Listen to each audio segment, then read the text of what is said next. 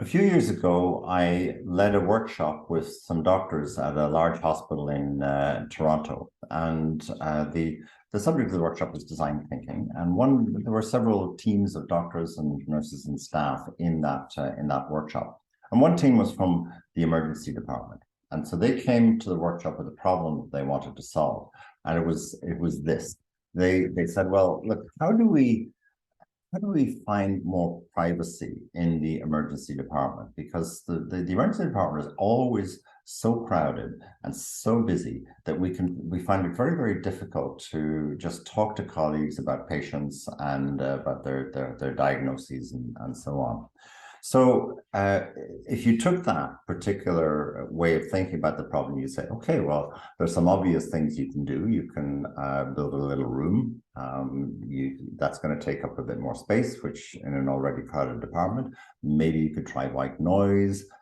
Maybe you could ask the hospital for more funding, which is probably not a good route to go down. So those are the kind of solutions that will come out of a statement like that. But fortunately, on that occasion, I had a graduate student who was in that team, and he asked a very interesting question. But there were a couple of hours into their discussion and getting not very far. And he said, "Well, why is it that there's so many people in the emergency department to begin with?" And the doctor said, "Well, they're there because we've told them to be. They're waiting for their next phase in their treatment. They're waiting to be seen, and they're there with their families. So there's a lot of people all at once." And so that question became interesting because it exposed an assumption that people had to be there. Because once they started talking about it, they started to realize, well, actually, people don't have to sit waiting in the emergency department. You could send them off to the shopping mall, which happened to be in the hospital, so that they could hang around there, have a coffee. That raises revenue for the hospital. And at the same time, you could give them something like one of those restaurant buzzers that you get that buzzes when your meal is ready, or you could do what this team ended up recommending, which is give them an app, and then you can look at the app to see how many people are ahead of you, when you're likely to be seen, and then there'd be an alarm that would go off about half an hour before you're going to be seen. So that kind of solution arose not from wild brainstorming, but from simply defining the problem differently by exposing some of the underlying assumptions. And that's what framing is all about. It's really trying to identify what is the real problem that we're trying to solve. Framing is a critical part of design thinking. There are three elements, of course, in design as we discuss it. One of those is indeed exploring different frames, and that's trying to hold up the problem to different perspectives and see which ones make the most sense for you as a team to solve. But as part of that, you base that on a deep level of understanding of the user's experience, so that there's this interplay between framing and research. You don't know what to research until you know what the problem is, and you don't know what the problem is until you've done some research. So there's back and forth going on. And at the same time, you may be making solutions and you test the solutions, and the solutions then will shed light on what the real problem is, as well as what might be possible for a solution. Wicked problems are problems that are really far more than complex. They don't have a beginning, they don't have an end. The questions overwhelm the answers. And the real problem with that kind of problem, and for example, you could think of terrorism, obesity, crime in the streets, even higher education, and so on. These are incredibly complex things, and to solve them, you need to really understand what the problem is that you're trying to solve. If I gave you the topic of obesity, for example, in society, then you can come up with a whole number of different things, right? So you could think about, well, advertising by food companies, right, would be one. Lack of exercise might be one. Lack of education might be another. Poverty might be another. All of these are potential causes, and then there are many, many effects, right? There's the growth of type 2 diabetes, the kind of chronic diseases like heart disease and cancers and so on. So all of these causes and effects are intertwined, and it's a very, very difficult thing to solve. So because of that, you get networks like the one on the right of the slide here. And so what you've got to try and do is navigate your way through that and figure out, well, where is the point of attack for us? Where's the point where we'll have the most leverage and the most influence on the problem? Going back to the emergency department, there's a number of questions you could ask yourself. One is, whose problem are you solving, right? Are you solving a problem for yourself, the doctor, or are you solving a problem for patients? Or maybe there's another user, maybe there's hospital administrators. There's all kinds of different ways of looking at this. Are there underlying problems? In the case of the emergency department, yeah, for sure there are. There's an entire healthcare system that's been in permanent crisis for many, many years. And so, and emergency departments are often used instead of family practitioners because people don't have a family doctor of their own. What is the scope of the problem that you're going to attack? Are you going to try and fix the entire healthcare system? Or are you going to fix part of it? Maybe the hospital, or maybe just the emergency department, or maybe just the emergency department at certain times of day. Okay, who's affected by this? Well, there's all kinds of people who don't necessarily own the problem, like the doctors kind of own this problem, but patients are affected. The staff of the hospital are affected. The local community in many ways is affected too. So who is affected by the problem, and what are the issues that arise with them? Is it potentially an opportunity rather than a problem? So, for example, in the case of the emergency department, there was an opportunity to get people out of the emergency department and raise a bit of money for the hospital while they're doing it. But the important thing in that particular case was that there was an assumption that patients had to be there, and questioning that assumption was what led to a bit of a breakthrough. So what is being assumed? What are the things that are explicitly being assumed or implicitly being assumed?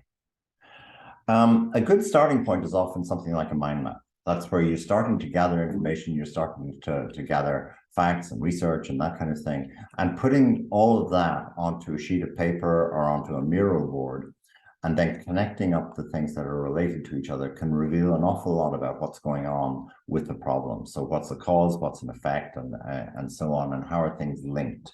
And this on the left of the slide is an example of that, and you can see there's some color coding going on that will sort of classifies things into certain types of problems. Personally, I prefer using sticky notes, Post-its, or either in real life, the real paper ones, or increasingly on a Miro board, because they're much more flexible. You can change the color on a Miro board, you can move them around, you can link them up in all kinds of different ways. So that would be a recommendation. And another similar kind of method, but it's a bit more linear and but a bit clearer in some ways too, is a fishbone diagram, Ishikawa diagram. You'll find those originate with Toyota, and you'll find those online. But the basic idea is you have a problem, and then what a fishbone diagram is, it draws a diagram that looks like fishbones that has all of the causes and subcauses and categories. I'm going to give you a little exercise to do for the next 30 seconds, just to get into the idea of framing. I'd like you to design a vase. So I'll give you 30 seconds or so to do that, and then we'll move on.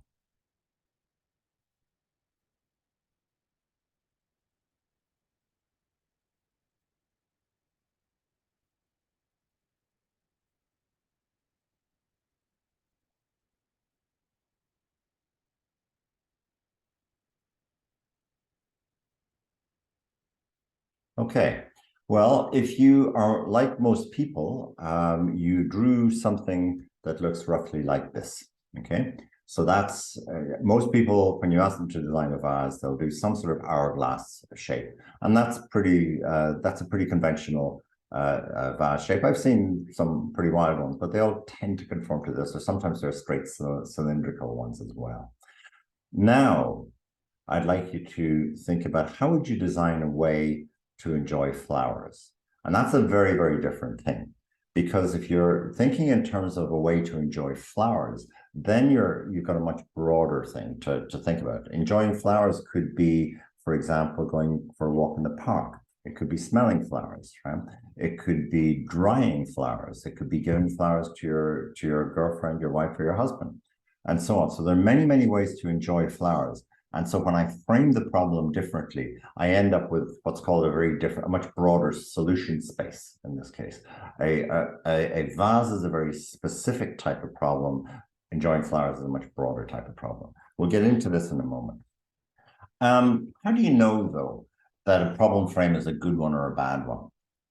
Well, one thing you should be taking into account is the whole idea of cognitive bias, right? So the idea that we don't observe the world neutrally, and we make all kinds of underlying assumptions as we go. If, for example, we had a brief to reduce shark attacks on vacationers, well, there's all kinds of biases that might be happening here. One is availability bias. If you've had a bunch of shark attacks in the past week, then that's going to influence your not only how important shark attacks are to you, but some of the methods that you think about. You might go for more radical methods just because the whole idea of shark attacks seems more real. Or confirmation bias. You may already have certain ideas about shark attacks, and those may play into you're thinking about it. In fact, you're far more likely to be hit by falling airplane parts than to be attacked by a shark. However, because you've seen this kind of thing in the media, it has a much larger image in your mind than it actually has. So biases, assumptions, and so on enter into this. And then going back to the flower example, what is the right abstraction level? How concrete are you going to be with your problem statement? Designing a vase is a very concrete frame.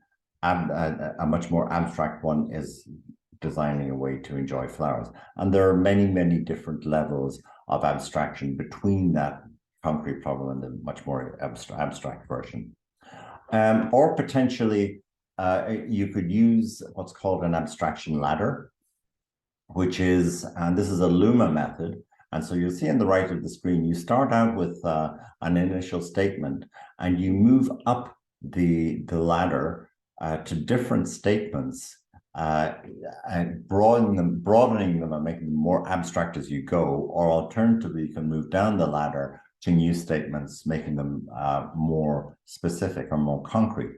So moving up the ladder, you would ask why, right? So if we take the vase example, the initial statement might be, how might we make a vase, right? And the question why might be, well, why do you need a vase? Well, so people can find a way to enjoy flowers.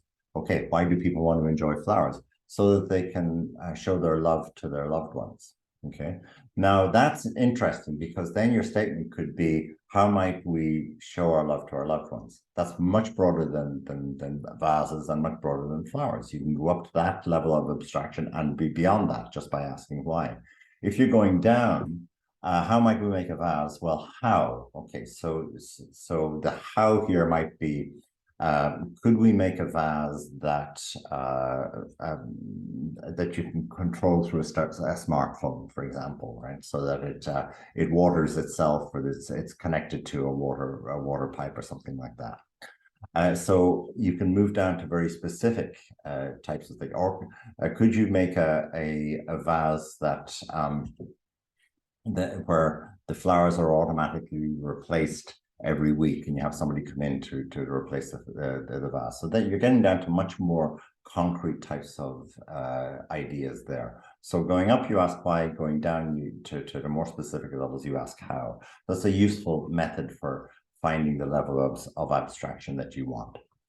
Another one is, what's the right ambition level, right? You can think of the emergency department, or you can think of, for example, how do we improve, we'll call this girl Melanie, how do we include Melanie's health, right? How do we make her healthier and better? To much larger scale, how do we make the entire population healthier? So one is a specific, making Melanie healthier is a specific type of challenge making the entire world healthier is possible, but there's a whole different approach to doing it. So finding the ambition level that you want and that you're prepared to live with as a team is an important part of this. Is your problem, and another method for helping you to find your ambition level is what's called problem tree analysis. This is a nice one that distinguishes between causes and effects. In the slide there, you see boating accidents as being the how do we reduce the number of boating accidents? Well, you can look at the bottom, the roots of the tree are things like hazardous weather, bad vehicle conditions, drug and alcohol intoxication. Those are some of the causes. And then you can take a look at some of the effects. There's property damage to boats and so on. There's people are hurt, people are killed, there's lawsuits and so on. So you can attack this problem at any one of those levels. You can attack it at the root cause level. How do we improve the quality of boats, for example, at the root cause level, or how do we reduce intoxication? Or you could attack the effect. You could say, we know that people are always going to be intoxicated and they're always going to have bad quality boats. So how do we simply reduce the number of people hurt or killed? Right? And so you can sort of work at on the effects instead. So thinking through the causes and effects of your problem are a good way to sort of decide what problem frame you want to adopt. Another one then is to think about being solution free. Very often when we get a brief for a problem from either a client or a boss or whatever, they often come to you with an idea. They don't come to you with a problem, right? And so in this particular case, you've got, can you create an app for me that helps patients track their health behaviors? And with a bit of questioning, you start to learn that this person actually doesn't necessarily want an app. What they want is people to be able to track their own health. And that's a very, very different thing. So on the right, you could reinterpret that problem as, instead of just creating an app, how might you help patients to be mindful of their health behaviors? An app may not necessarily be the best solution. So again, stating your problem in a way that doesn't sort of lead to a solution is a much more effective way to proceed. And I would look for that as you're developing statements for your problems, and I'll tell you how to do that in a moment. Look for something that isn't sort of telling you what the solution is. Another one to pay attention to is, what is the point of view that you're taking? Whose perspective are you taking in this? Is it a specific user, or is it a whole group of people, or is it society at large? As a tip, generally, it's a good idea to start with a specific with a specific type of person, and there are methods we'll talk about for doing that.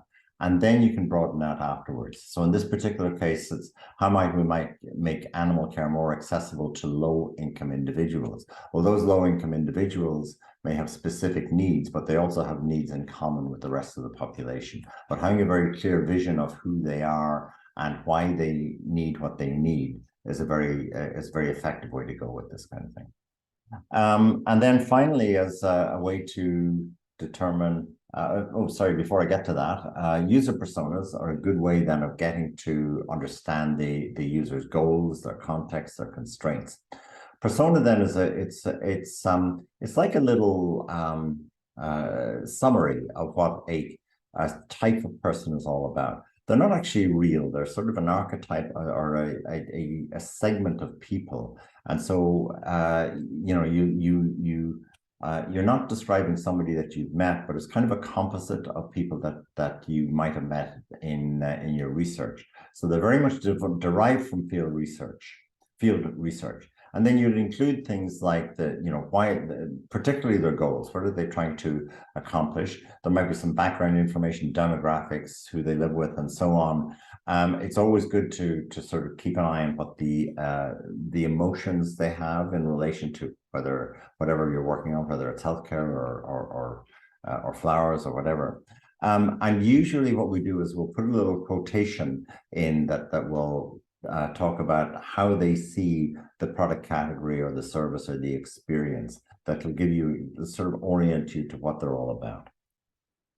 Another one, a very important method, is what's called empathy maps. And so the idea here is you can use empathy maps to think about an experience from the perspective of the user. And so then you're actually looking at, and let's say this is going back to the emergency department, and you think about a patient in the emergency department. You know, who is that person? You can refer back to a persona for that. What is it they're trying to do? Well, they're there to get better and get out of there as quickly as they can, would be one thing. But there are other things. They want this to be not too unpleasant an experience, and they want to trust who they're seeing, and so on. And then, you know, what do they see? What do they hear? What do they do? What do they say? All of those things, the sort of actions and environments all around the experience. And that all ends up with then, what did they think and feel? What does this experience mean to them? What are the pains? What are the gains? And so from there, you can start to think, you can start to pull apart this experience and say, okay, are there some parts of this that we can help and we can improve by understanding the perspective of that particular user? And then positive wording, right? So I think a good problem frame needs to have not just how do we study things and how do we analyze things, but how do we fix it? How do we create something? How do we improve something? I'd look for a problem as you come out of this problem framing piece. When you come out of it, you go back to it all the time, but look to have a problem that your team really, really wants to solve. They can't wait, right? This is something that should be inspiring as much as encapsulating the truth of the situation. So look for the inspiration in your problem. There's a fun way you can do some of this, and that's by using analogies, right? So maybe you could compare the experience to different kinds of experiences, and you can see a little list of things you can do. Make a list of 10 possible analogies, work through the experience in detail, and consider what you can learn. This is all about, you know, what insights can you get from it.